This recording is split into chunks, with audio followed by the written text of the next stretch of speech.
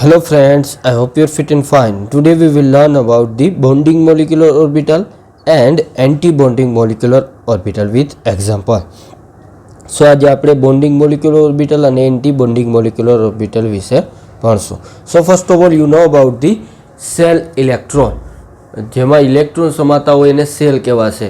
તો પહેલી ઓર્બિટલ હશે એ સેલની અંદર ક્યાંથી સ્ટાર્ટ થશે? KLMN, બરાબર? આ રીતના KLMN આને શું કહેવાશે? સેલ કહેવાશે. First cell, second cell, third cell અને ફોર્થ સેલ.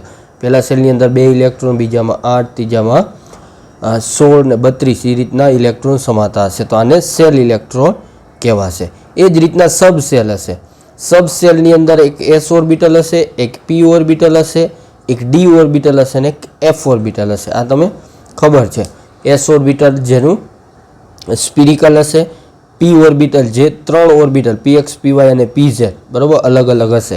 P ઓર્બિટલ જે ડમ્બેલ આકારની હશે જેની અંદર 6 ઇલેક્ટ્રોન સમાશે અને જે D ઓર્બિટલ એની અંદર પણ અલગ અલગ DX, DY, DZ એ રીતના ટોટલ 5 ઓર્બિટલ હશે જે ડબલ ડમ્બેલ હશે. D ઓર્બિટલની અંદર વાત થાય, D ની વાત થાય, બરાબર? તો એની અંદર ટોટલ 10 ઇલેક્ટ્રોન સમાશે. એ જ રીતે F ઓર્બિટલ જેની અંદર 14 ઇલેક્ટ્રોન સમાશે. તો આજે S, P, D અને F એને કહેવાશે સબ સેલ. જે સેલ હતા KLMN એ બધી સેલ કહેવાશે અને આ જે S, P, D, F છે એ સબ સેલ કહેવાશે.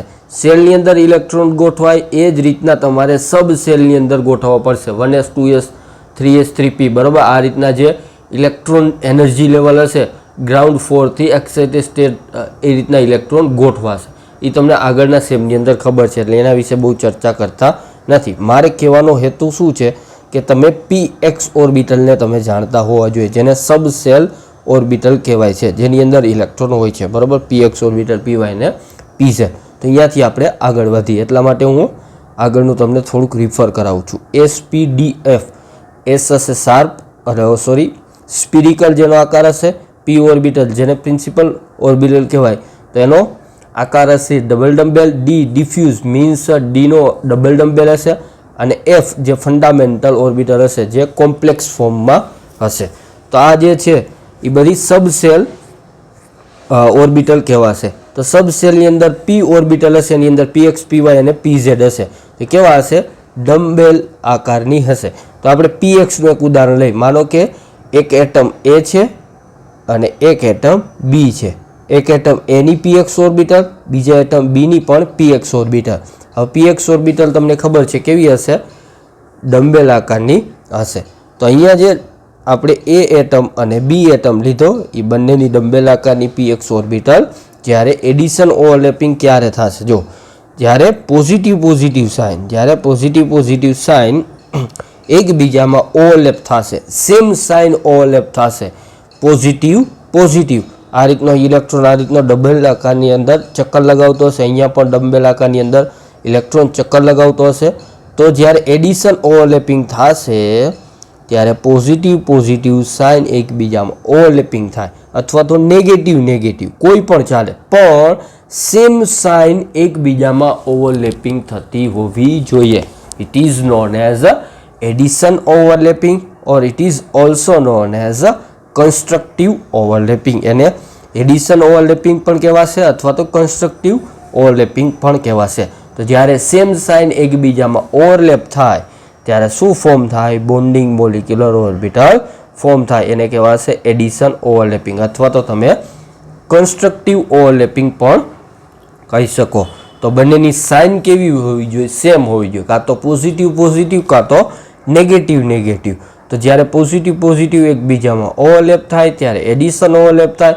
તો જ્યારે પણ એડિશન ઓવરલેપિંગ થાય ત્યારે bonding molecular orbital BMO bonding molecular orbital form થાય જેને સિગ્મા બોન્ડિંગ મોલિક્યુલર ઓર્બિટલ કહી શકી. તો જે સિગ્મા ફોર્મ થઈ, જે સિગ્મા PX ફોર્મ થઈ એને બોન્ડિંગ મોલિક્યુલર ઓર્બિટલ કહેવાશે. તો sigma PX bonding molecular orbital ક્યારે ફોર્મ થશે? So whenever addition overlapping of two atomic orbital. So this called PX, it is called atomic orbital and another atomic orbital. So two atomic orbital which are combined with each other and form bonding molecular orbital. So whenever same sign it will be overlapping with each other, at that time it is called addition overlapping or constructive overlapping. So whenever addition overlapping or constructive overlapping, at that time bonding molecular orbital is formed. So bonding orbital કઈ રીતે form થશે? Molecular orbital ક્યારે form થશે? Bonding molecular orbital જ્યારે બે atomic orbital એકબીજામાં overlap થાય, પણ overlapping કેવું હોવું જોઈએ? કાં તો પોઝિટિવ સાઇનનું, કાં તો નેગેટિવ સાઇનનું. મીન્સ સેમ સાઇન એકબીજામાં ઓવરલેપ થાય ત્યારે જે બોન્ડિંગ મોલિક્યુલર ઓર્બિટલ ફોર્મ થાય, મોલિક્યુલર ઓર્બિટલ ફોર્મ થાય, એને શું કહેવાશે? બોન્ડિંગ મોલિક્યુલર ઓર્બિટલ કહેવાશે. તો આ ફર્સ્ટ એક્ઝામ્પલ હતું. આપણે નેક્સ્ટ એક્ઝામ્પલ જોઈએ બોન્ડિંગ મોલિક્યુલર ઓર્બિટલનું. હવે અહીંયા આપણે લાસ્ટ ટાઈમ જે હતી px ત્યારે સિગ્મા ફોર્મ થશે. હવે આપણે py ઓર્બિટલ લઈ, તો આ એટમ A છે, આ એટમ B છે, જેની py ઓર્બિટલ છે. આ પણ py ઓર્બિટલ અને આ પણ py ઓર્બિટલ જે ડંબેલ આકાર છે. તો જ્યારે એકબીજામાં એટમ A અને એટમ B એકબીજામાં ઓવરલેપ થાય, પોઝિટિવ સાઇન ઓવરલેપ અને નેગેટિવ સાઇન એકબીજામાં ઓવરલેપ થાય, ત્યારે શું કહેવાય? એડિશન ઓવરલેપિંગ કહેવાશે. શું કહેવાશે?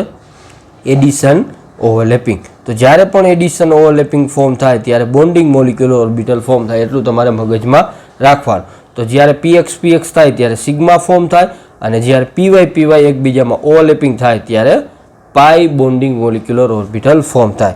તો આ જે ઓર્બિટલ ફોર્મ થશે મોલિક્યુલર ઓર્બિટલ, એ કેવી હશે? પાઈ બોન્ડિંગ મોલિક્યુલર ઓર્બિટલ હશે.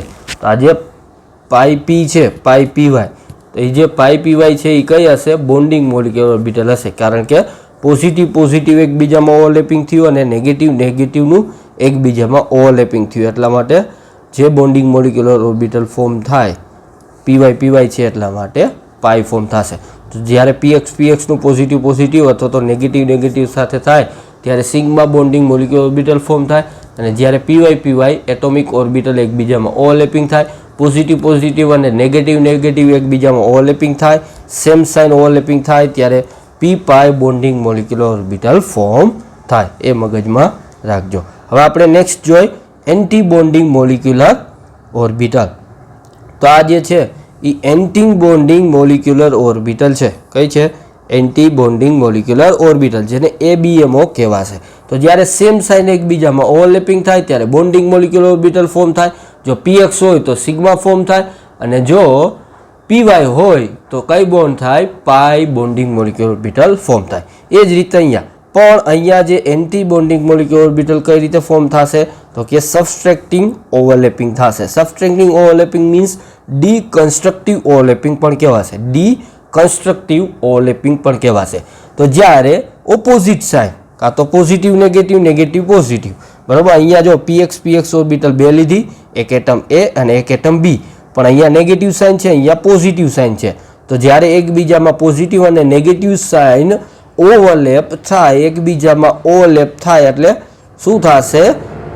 ડિસ્ટ્રક્શન થશે. શું થશે? ડિસ્ટ્રક્શન એટલે ઘટાડી દેશે, ઓર્બિટલ ઘટાડી દેશે. એટલે શું થશે? ડિસ્ટ્રક્ટિવ ઓવરલેપિંગ જ્યારે પણ થાય ત્યારે જે બોન્ડિંગ મોલિક્યુલર ઓર્બિટલ ફોર્મ થાય એને કહેવાય ABMO, means anti bonding molecular orbital. તો anti bonding molecular orbital means ABMO ક્યારે ફોર્મ થાય? તો જ્યારે પણ સબસ્ટ્રેક્ટિંગ ઓવરલેપિંગ થાય અથવા તો ડિસ્ટ્રક્ટિવ ઓવરલેપિંગ થાય ત્યારે જે મોલિક્યુલર ઓર્બિટલ ફોર્મ થાય એ મોલિક્યુલર ઓર્બિટલને તમે શું કહેશો? એન્ટી બોન્ડિંગ મોલિક્યુલર ઓર્બિટલ કહેશો. તો જ્યારે ડિસ્ટ્રક્ટિવ ઓવરલેપિંગ થાય ત્યારે anti bonding molecular orbital form થાય, આપને ખબર છે. તો હવે ડિસ્ટ્રક્ટિવ ઓવરલેપિંગ ક્યારે થશે? જ્યારે પોઝિટિવ અને negative sign means opposite sign એકબીજામાં ઓવરલેપિંગ થાય ત્યારે જે મોલિક્યુલર ઓર્બિટલ ફોર્મ થાય ત્યારે anti bonding molecular orbital form થાય. અહીંયા આપણે નેગેટિવ છે અને અહીંયા પોઝિટિવ છે. તો આ એકબીજામાં જ્યારે ઓવરલેપ થાય પણ સાઇન કેવી? અલગ પોઝિટિવ અને નેગેટિવ. તો ઓવરલેપિંગ ક્યું થયું? સબસ્ટ્રેક્ટિંગ અથવા તો ડિસ્ટ્રક્ટિવ. તો જ્યારે ડિસ્ટ્રક્ટિવ અથવા તો સબસ્ટ્રેક્ટિંગ ઓવરલેપિંગ થાય ત્યારે હંમેશા anti bonding molecular orbital form થાય. અને અહીંયા px છે એટલે સિગ્મા ફોર્મ થશે, પણ એને સિગ્મા સ્ટાર કહેવાશે. અહીંયા સ્ટાર લાગ્યો એનો મિનિંગ આ orbital anti bonding molecular orbital છે. સ્ટાર લાગે એનો મિનિંગ થશે एंटी बॉन्डिंग मोलिक्युलर ऑर्बिटल। तो sigma star px means anti bonding molecular orbital. तो क्यारे anti bonding molecular orbital form थशे? ज्यारे डिस्ट्रक्टिव ओवरलेपिंग थाय त्यारे। क्यारे डिस्ट्रक्टिव ओवरलेपिंग थशे? ज्यारे पॉजिटिव अने नेगेटिव ऑपोजिट साइन एकबीजामां एटॉमिक ऑर्बिटलनी ऑपोजिट साइन एकबीजामां ओवरलेपिंग थाय त्यारे डिस्ट्रक्टिव ओवरलेपिंग। ज्यारे डिस्ट्रक्टिव ओवरलेपिंग त्यारे एंटी बॉन्डिंग मोलिक्युलर ऑर्बिटल। ज्यारे एंटी बॉन्डिंग मोलिक्युलर ऑर्बिटल त्यारे साइन शुं थशे? Sigma star. तो अहींया सुधीनुं तमे जाणो छो। हवे नेक्स्ट एक्जाम्पल जोईए एंटी बॉन्डिंग मोलिक्युलर ऑर्बिटलनुं। जे रीते आपणे बॉन्डिंग मोलिक्युलर ऑर्बिटलनुं px અને py નું લીધું હતું, એ જ રીતે એન્ટી બોન્ડિંગ મોલિક્યુલર ઓર્બિટલનું પણ px અને py લઈએ. તો આપણે હવે લઈ નેક્સ્ટ ઓર્બિટલ કઈ લઈ? એટમ A અને એટમ B માટે py ઓર્બિટલ લઈ. અહીંયા પોઝિટિવ સાઇન, અહીંયા નેગેટિવ સાઇન. તો સાઇન કેવી? ઓપોઝિટ. અહીંયા નેગેટિવ, અહીંયા પોઝિટિવ. આ બંનેનું ઓવરલેપિંગ, આ બંનેનું ઓવરલેપિંગ. તો જ્યારે પણ नेगेटिव અને positive sign means opposite sign એકબીજામાં ઓવરલેપ થાય ત્યારે હંમેશા કઈ ફોર્મ થાય? Anti bonding molecular orbital ABMO form થાય. તો આ જે મોલિક્યુલર ઓર્બિટલ ફોર્મ થાય એને શું કહેવાશે? ABMO. આને શું કહેવાશે? ABMO. અહીંયા લખતા ભૂલી ગયો છું પણ તમારે લખી નાખવાનું છે. અહીંયા કઈ બોન્ડિંગ મોલિક્યુલર ઓર્બિટલ ફોર્મ થશે? તો કે anti bonding molecular orbital form થાય. એને કેના વડે દર્શાવાય? પાઈ સ્ટાર વડે દર્શાવી શકો.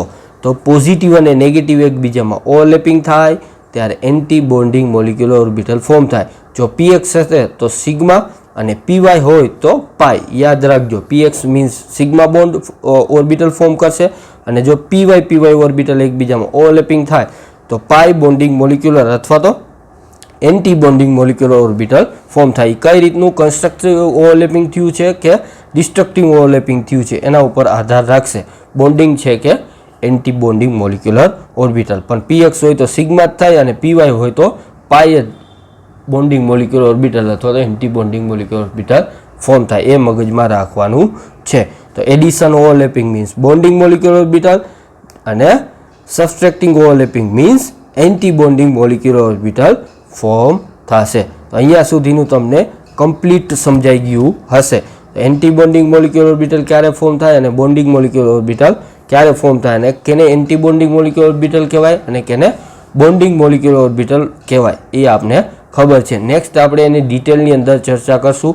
બોન્ડિંગ મોલિક્યુલર ઓર્બિટલની એનર્જી કેટલી હશે અને એન્ટી બોન્ડિંગ મોલિક્યુલર ઓર્બિટલની એનર્જી કેટલી હશે એ આપણે નેક્સ્ટ લેક્ચરની અંદર ડિટેલની અંદર ચર્ચા કરશું અને એનો ડિફરન્સ જોશું ABMO અને BMO જે મોસ્ટ IMP છે. તો અહીંયા સુધી રાખી. So thank you friends.